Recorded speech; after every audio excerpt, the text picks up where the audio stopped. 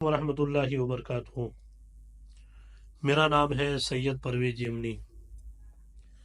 आज अल्हम्दुलिल्लाह हम लोग बात करेंगे कि हमारे भाई ने जो 4-5 टॉपिक मुझे दिए थे, अल्हम्दुलिल्लाह वो सारे टॉपिक कवर हो गए हैं।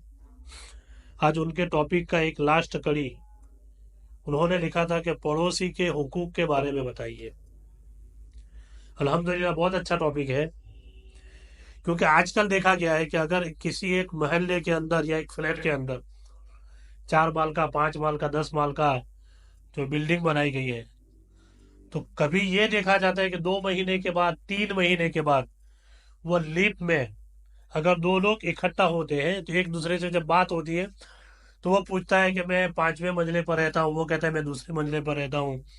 उसको पूछता है, बोले मैं तो 2 साल से रहता हूँ, वो बोलता है मैं 6 महीने से रहता हूँ। यानी वो बंदा 2 साल से, ये 6 महीने से रहता है एक ही फ्लैट के अंदर, मगर एक दूसरे को वो बंदे जानते तक नहीं है, एक दूसरे को पहचानते तक नहीं है। और हमारा मुशाहिदा आप लोगों ने भी देखा होगा कि सबसे पहले अगर आपके घर के अंदर कोई प्रॉब्लम आई, कोई मुसीबत आई, अल्लाह ना करे कभी आग लग गई या कोई गिर गया, तो सबसे पहले एम्बुलेंस से आने के पहले, गाड़ी के आने से पहले, डॉक्टर से आने से पहले, आग बुझाने वाले से आने से पहले, सबसे पहले अगर कोई बंदा आपके घर में आता है तो वो आपका पड़ोसी आता है, और वो आपको सबसे पहले हॉस्पिटल पहुंचाने की कोशिश करता है, वो आपकी मदद करने की कोशिश करता है। मगर कब? जब आपके ताल्लुकात एक दूसरे के साथ सही होंगे। अल्लाह के रसूल इरशाद फरमाते हैं पड़ोसी के हुकूक के बारे में। कुछ सहाबी अल्लाह के रसूल की बारगाह में गए, जाकर अर्ज करते हैं, या रसूलुल्लाह सल्लल्लाहु ताला अलैहि वसल्लम, आप हमें बताइए कि पड़ोसी के हुकूक क्या है। वो सहाबी रिवायत करते हैं कि अल्लाह के रसूल ने पड़ोसी के हुकूक में इतना बताया, इतना बताया, इतना बताया कि हम लोग दिल के अंदर सोच में पड़ गए कि कहीं ऐसा ना हो कि अल्लाह के रसूल हमारे पड़ोसी को हमारी जायदाद का वारिस बना दे। यानी इतने हुकूक बयान किए अल्लाह के रसूल। आजू बाजू दाएं बाएं जो लोग होते हैं वो हमारे पड़ोसी होते हैं। पड़ोसी का हक होता है। और कितने तरह के पड़ोसी होते हैं।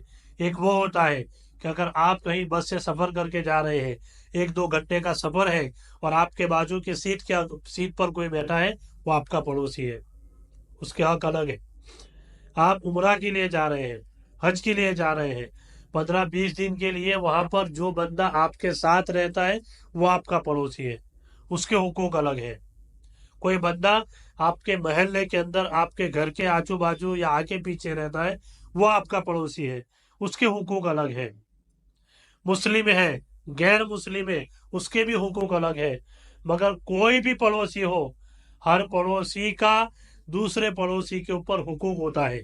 भले वो गैर मुस्लिम अगर हमारे पड़ोस के अंदर रहता है, वो बीमार हो गया है, उसकी खबर कीजिए, उसके बच्चे भूखे हैं, उसको खाना पहुंचाइए, उसको पैसों की जरूरत है, आप उसे पैसे पहुंचाइए। गैर मुस्लिम की बात है। अगर कोई मुस्लिम है तो उससे भी ज्यादा हमारे ऊपर हक है। अगर कोई मुस्लिम है उससे भी ज्यादा हुकूक है। गैर मुस्लिम है, अगर बीमार है तो उसे आप हॉस्पिटल पहुंचाने की कोशिश कीजिए, उसके बच्चे भूखे, उसको खाना खिलाने की कोशिश कीजिए। मुस्लिम, गैर मुस्लिम, कोई भी आपके पड़ोस के अंदर रहता है। मगर यहाँ तो माहौल इतना खतरनाक हो गया है कि आज एक पड़ोसी दूसरे पड़ोसी से इतना हैरान और परेशान होता है कि सबसे पहले उसके दिल की तमन्ना होती है कि मेरा पड़ोसी घर खाली करके चला जाए। मेरा पड़ोसी मुझे इतनी तकलीफें देता है, आप बाहर निकलेंगे तो उसने पानी डाल के रखा हुआ है, कचरा डाल के रखा हुआ है, ना जाने कैसे कैसे गंदगी डाल के रखी हुई है। अल्लाह के रसूल इरशाद फरमाते हैं कि अगर आपके पड़ोस के अंदर कोई ऐसा गरीब इंसान रहता है कि आपने अपने घर के अंदर अच्छा खाना पकाया है, तो उसकी खुशबू भी आपके पड़ोसी के घर तक नहीं जानी चाहिए। कचरे की बात तो ठीक है, पानी की बात तो ठीक है, खुशबू की बात कर रहे हैं अल्लाह के रसूल। और अगर पॉसिबल ना हो, आपने कोई अच्छा खाना पकाया है और उसकी खुशबू आपके बाजू के घर तक पहुंच रही है, तो आप उस खाने को पड़ोसी के यहाँ पहुंचाने की कोशिश कीजिए। कहा गया है कि अगर आप अच्छा खा रहे हैं कुछ, तो उसके छिलके अपने दरवाजे पर मत डालिए, क्योंकि हो सकता है कि पड़ोसी का बच्चा वहां से जाए, उसकी नजर पड़े और वो घर में जाकर अपने माँ बाप से मुतालबा करे कि मुझे भी सेब खाना है, या मुझे भी ये खाना है, मुझे भी वो खाना है।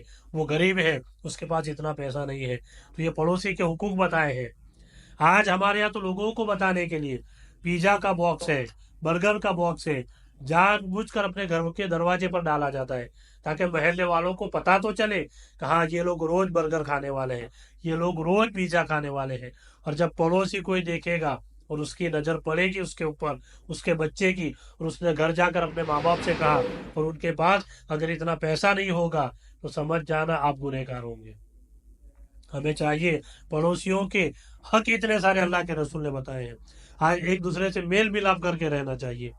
پڑوسیوں کے ساتھ اگر کوئی بیمار ہے، کوئی تکلیف میں ہے، کوئی پریشانی میں ہے تو ان کی مدد کرنی چاہیے۔ مگر آج تو ماحول اتنا خطرناک ہو چکا ہے کہ ہمارے پڑوس کے اندر کوئی 6 6 مہینے سے 1 1 سال تک رہتا ہے، ہمیں پتہ تک نہیں ہوتا ہے کون ہمارا پڑوسی ہے، اس کو کیا تکلیف ہے، اس کے بچے بھوکے ہیں کہ نہیں ہے، ہمیں یہ تک پتہ نہیں ہوتا ہے۔ تو آپ لوگوں سے میں گزارش کروں گا، اللہ کے رسول نے پڑوسیوں کے حقوق کے بارے میں بہت سارے حقوق بتائے ہیں۔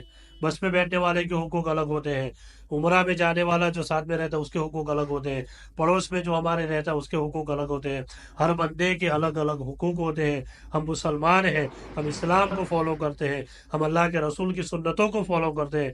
ہمیں چاہیے جتنا زیادہ ہو سکے پڑوسیوں کے حق کو ادا کرنے کی کوشش کرنی چاہیے۔ اگر آپ نے پڑوسیوں کے حقوق کو ادا کیا، یقیناً اللہ تبارک و تعالیٰ آپ کے گھر میں، آپ کی روزی میں برکت عطا فرمائے گا، اور اللہ تعالیٰ اس سے بھی اچھا آپ کو بدلہ عطا فرمائے گا۔